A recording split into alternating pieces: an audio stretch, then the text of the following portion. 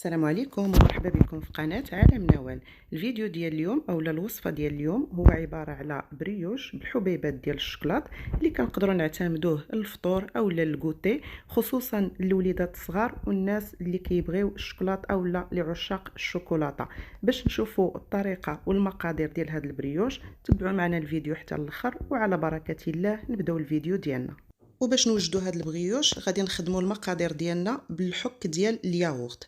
غادي نحتاجوا جوج ديال الحليب من الحك ديال الياغورت يكون دافي ما يكون سخون. غادي نحتاجوا جوج معالق كبار ديال الخميره، وغادي نخدموهم واحد شويه باش تطلق لينا هذيك الخميره مع الحليب.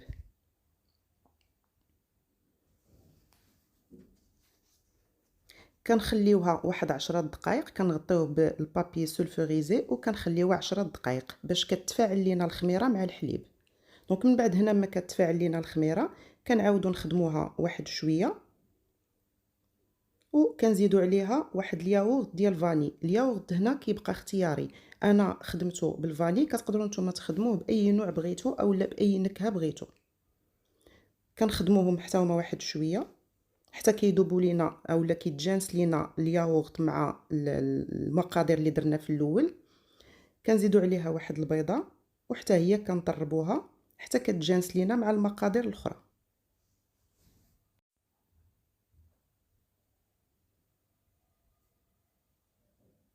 كنزيدوا عليها واحد الساشي ديال فاني باش كتحيد لينا ديك الزفوره ديال البيض، ما كتبقاش فيها ديك الزفوره. وكنزيدوا واحد الكاس ديال الزيت، ودائما كنعتمدوا الحك ديال الياغورت هو باش كنعبروا. كنخلطوا المقادير كامله.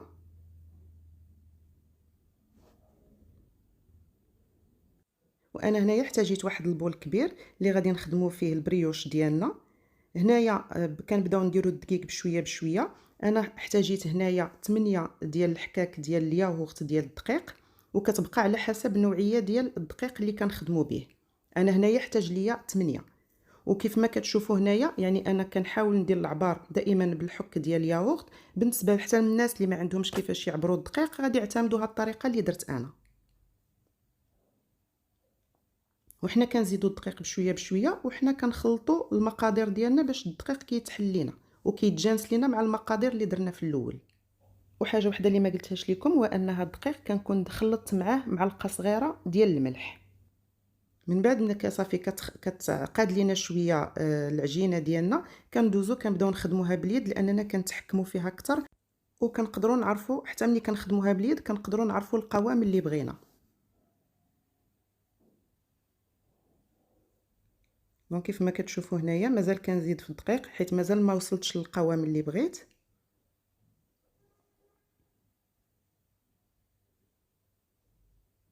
وكيف ما كتشوفوا يعني ما كنعجنوهاش، غير كنجمعوها بشويه بشويه. كنزيدوا عليها دوك الحبيبات ديال الشكلاط وحتى هما كنخدموهم بشويه بشويه. كنحاولوا ندخلوها باش توزعوا لينا دوك الحبيبات ديال الشكلاط على العجين ديالنا كامل. وهاد الحبيبات هنا كيبقاو اختياريه، الا ما بغيناش نديروا الحبيبات كنقدروا نعوضوهم بالزبيب اولا كنخليوها ناتشور ما كنزيدوا عليها والو. من بعد كناخذوا واحد الكاس ديال سكر سنيده وكنزيدوا عليه 3 ديال المعالق ديال الحليب يكون دافي، وتنمجزوهم مزيان وكنزيدوهم على الخليط ديالنا.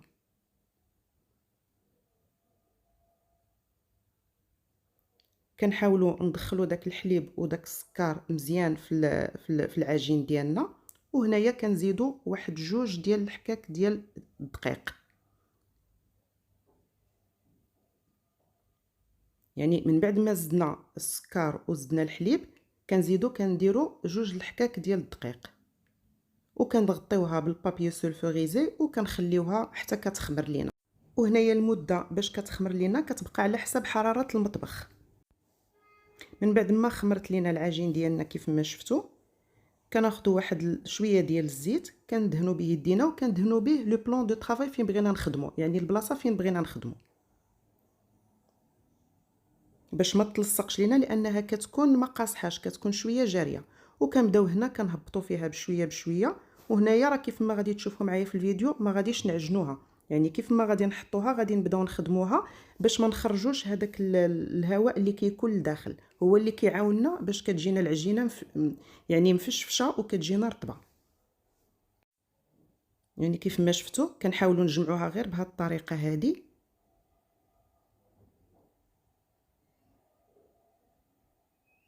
وكيف ما شفتوا يعني العجينه هنايا راه مرخيه بزاف، كل ما كانت مرخيه كل ما كيتجينا العجين ديالنا مفشفشه ورطبه. وكنبداو هنايا كنشكلوا في كويرات صغار، وهنا كتبقى الشكل اختياري، يعني كل واحد كيوجد الشكل ديالو كيف ما بغى. انا غادي نديرها هنا على شكل ورده حيت بغيت بريوش يكون عائلي، وكتبقاو نتوما على حسب الاختيار اللي بغيتو ديروهم فرديين، بغيتو ديروهم في موليكون طويل، بغيتو ديروهم على شكل ورده، بغيتو تخرجوا منهم 3 ديال الاشكال، حيت يعني العجين كتكون هنا كثيره، كتبقى اختياريه بالنسبه لاي واحد كيفاش بغى الشكل ديال البريوش يكون. والمول هنايا اللي غادي نخدموا به ضروري كنديروا فيه ورق الزبده في الوسط وكندهنوه بالزيت. بالنسبه للناس اللي ما عندهمش ورق الزبده راه كندهنوا داك المول كامل بالزيت باش ما تلصقش لينا. دونك هنا شفتوا انا الشكل اللي بغيت، انا درته هنايا على شكل ورده، يعني درت 6 ديال الكويرات في الجناب ووحده الوسط اللي غتجيني على شكل ورده. بقات لي هنا العجين، انا غادي اختاريت واحد المول واحد اخر اللي غادي ندير الشكل اللي غادي يعجبني. وهذا العجين كيف ما قلت لكم راه يقدر يخرجوا لكم حتى ل3 الاشكال اولا ديروا بريوشات فرديين. من بعد كنزوقوهم بحبيبات الشوكولا كيف ما كتشوفوا هنايا. وهذا الشيء كيف ما قلت لكم كيبقى اختياري بالنسبه للناس اللي بغاو يديروا، راه كيزيدوا الزبيب من الفوق، اللي خدموها بالزبيب راه كيزيدوا الزبيب من الفوق. يعني هذا هو الشكل ديالها قبل ما كطيب. يعني هادو جوج المولات اولا جوج الاشكال اللي خرجت منها انا، وكنغطيوهم طبعا بالبابي سولفوريزي وبشي زيف من الفوق وكنخليوها حتى كتخمر واحد شويه. من بعد ما كتبان لينا بدات كطلع كناخذوا واحد الياغورت ديال فاني وكنبداو ندهنوه من الفوق بهذه الطريقه هذه، وما كنحاولوش نضغطوا عليهم باش ما تهبطش لنا العجينه، يعني غير من الفوق كنطبطبوا عليهم غير من الفوق. وهذه الطريقه هذه كتخلي لينا العجينه ديالنا اولا البغيوش ديالنا ملي تيطيب تيجي خفيف اولا رطب من الفوق. وكيف ما كتشوفوا هنايا كنعاودوا نديروا لهم بابي سولفوريزي وكنغطيوهم وكنخليهم يخمروا واحد شويه.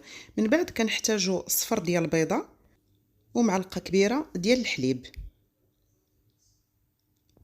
كنخلطوهم اولا كنضربوهم مزيان. ومن بعد هنايا فاش كتكون صافي خمرات لينا العجينه كندهنوا بهم هذوك البريوش ديالنا باش كيشدوا داك اللون الذهبي. كنحاولوا ندهنوهم كيف ما قلت لكم في الفيديو غير بشويه بشويه باش ما نهبطوش العجينه ديالنا. صافي من بعد ما كيوجدنا البريوش ديالنا كنديروه في الفران على درجه حراره 175 لمده ديال 20 اولا 25 دقيقه، وكنكونوا ديجا شعلنا الفران لمده ديال 10 دقائق كيسخن عاد كنديروا البريوش ديالنا. وهذا هو الشكل ديال البريوش الاول اللي خدمنا على شكل ورده. شفتوا كيفاش كيجي في الشكل ديالو زوين وكيجي متزين بهذوك الحبيبات ديال الشوكولات. وكنشوفوا البريوش الثاني اللي اختاريت انا هذا الشكل هذا حتى هو الشكل ديالو كيجي زوين. وكيف ما كتشوفوا معايا دابا في الفيديو يعني البريوش كيف ما كتشوفوا كيجي خفيف بزاف ومفشفش. بالنسبه للناس اللي غادي يبغيو يجربوه لاول مره راه غادي ينجح معكم من اول مره الا تبعتوا الطريقه. انا كنحاول نقرب لكم هنايا التبصيل الكاميرا باش تشوفوا كيفاش كيجي. كنحاول نبرك عليه من الفوق، يعني راه كيف ما شفتوا كيجي خفيف بزاف وحتى المذاق كيجي لذيذ بزاف. وكيف ما شفتوا معايا قبل ان الكميه اللي درنا يعني كتخرج لينا كميه كثيره، نقدروا نخرجوا منها حتى ل3 او 4 الاشكال اولا نديروا البريوشات فرديين. انا اعتمدتها بهذه الطريقه لانها كتعجبني تكون على شكل ورده. هنا كيف ما شفتوا يعني كنحاول نوريكم على حسب الرطوبه ديالو كيفاش كتجي لداخل وكيفاش كيكون مفشفش ورطب، وحتى المذاق كيف ما قلت لكم كيجي لذيذ بزاف. هنا غادي نكون كملت معكم الفيديو. كنتمنى ان الوصفه ديال اليوم تكون عجباتكم. الى عجباتكم الفيديو والوصفه ديال اليوم ما تنسوش انكم تبارطاجيوها مع العائله ومع الاحباب، ونتلاقاو في فيديو جديد مع وصفه جديده.